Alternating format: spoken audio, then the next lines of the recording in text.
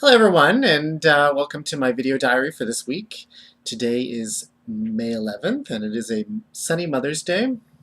This is volume 11 of my writing and reading diary. This week I wrote 1,609 words, which means that I'm up to a total of 24,399 words. And despite this, even though I did write a significant number of words, I'm in my range of like 1,000 to 2,000 words per week. I did struggle a lot this week, and a big part of that was because I wasn't feeling very inspired. I had a lot of work to do for my job, but I also, I write in the mornings, and I usually try to get up and then write, and what I was finding was that I was just not writing. I wasn't just writing at all. So, a big part of my lack of inspiration this week was because I found myself not as committed to my original idea as I have been in the past. And uh, and like last week I mentioned, I was struggling with keeping the same structure that I had started with. And now this week I was struggling with just the idea of what I was writing and feeling not very inspired by it and questioning it and feeling like maybe I shouldn't be writing this and maybe I should be writing something else. So this is not a good feeling to have in the middle of a novel. I think it's perfectly normal feeling to have, but it's also not a constructive feeling to have while you're trying to write. So, not necessarily a good week. I've also been feeling a little, just in general, as a writer, I have not been feeling very strong, and I've been feeling that I'm not necessarily the best writer. So clearly, I've been having some, overall just self-confidence issues. And I think it's partially because, at a certain point you do start to think, well, and this is part of the reason why I was questioning everything I was doing was because I was starting to wonder, well, will people really care at all about what I'm writing and what I'm going to eventually try to have them read? I'm having some struggles with trying to get people to read my completed novel, and so in general, I'm feeling a little deflated about my ability to write things that other people really even want, and uh, and that's making me feel a little mediocre. I think it's a struggle that any writer has, that they feel that they're mediocre and not necessarily the best, and therefore that's why people are not really interested in reading their writing. So, and I mean, you know, I've been watching RuPaul's Drag Race a lot recently, and I really enjoy it, and it's a great show if you are not watching it. And there's two contestants on it, or there have been two contestants on it, that I think kind of exemplify what my feeling is, and that is, you know, there's this drag queen named Adore Delano, and there's another drag queen called Laganja Estranja. And Adore is kind of the natural star. She's the person who, even though she comes on wearing, a Forever 21 outfit and not being at all polished in any way whatsoever, she is enabled.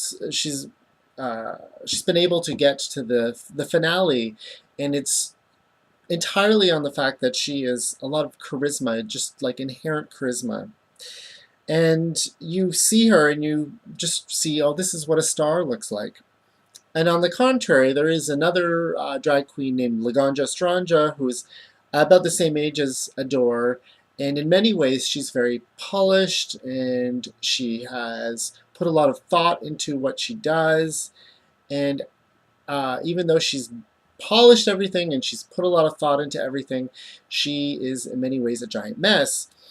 And, some days I do feel like Adore Delano, and this week I felt like Laganja Estranja, where I feel like maybe I'm overthinking everything, and all of my overthinking can't help change the fact that I am not necessarily a star. So, and it's funny how in the winter I was thinking, I was thinking a lot about how I reach out how I need to reach out to my readers and really draw them in. And I think now that the summer started, it's kind of ironic that now I'm thinking that maybe I've spent so much time trying to reach out and trying to figure out and try to think, oh my God, how do I manage to draw people in, that I've neglected what really makes me different and interesting and unique, or at least what I hope makes me different and interesting and unique. And so I've felt like maybe I should be turning inward.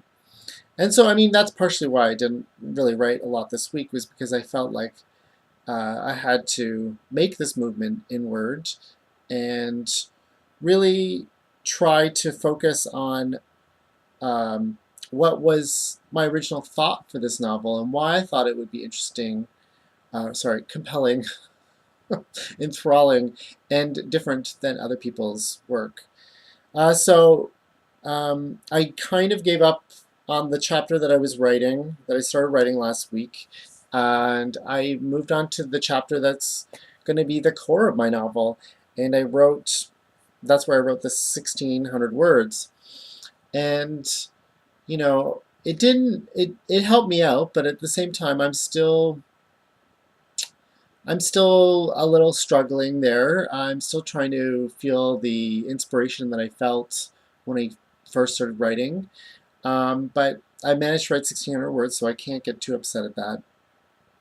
And I mean, the impetus, or the thing that's really inspired me at this point, is that this central chapter is probably the most autobiographical in one sense, in the sense that um, I mean, the reason why I'm writing this book is the idea that I had for this chapter, and it's involving a death, and you know, my own personal struggles with what this chapter is dealing with has been my kind of impetus for this book. So clearly, writing this chapter is in some ways easiest because it is what I'm most um, captivated by.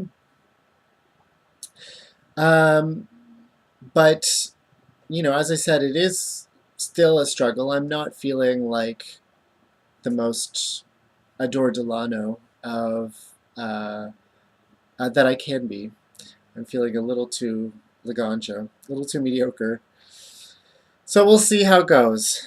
You know, um, I think I think it's good to get a little lost when you're writing a book this long. To feel like at a certain point I don't know what I'm doing. I have all these great plans. I have all these interesting ideas, but maybe it's time that I don't think about those and get a little lost.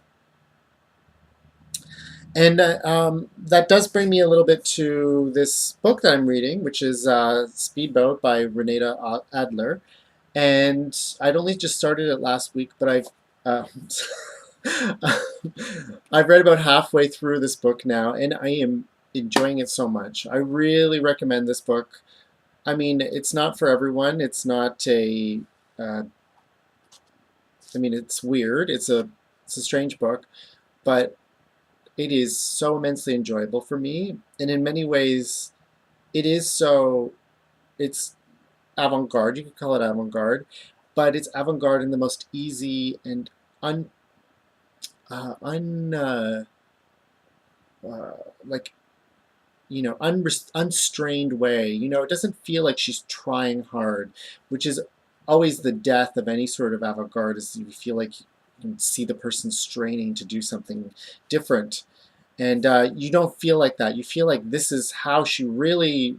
This is how she constructs her ideas, and it just so happens that her ideas are so different. And I mean, obviously, she worked on it. She probably did all sorts of drafts, and it's very constructed and all that. But it's inspiring for that feeling, and maybe it made me feel a little mediocre when it's not always a good idea to read classics and great works when you're writing. You should maybe read terrible things. But one of the things I really am inspired by or admire is that it's often difficult to see where her focus is. Sometimes when we read works, we are we know a little too well what the person is trying to argue for, trying to make us think. And she tells her stories, like it's all broken up into kind of shorter stories, and you often don't know what the point is, but her telling of the story is so interesting, and so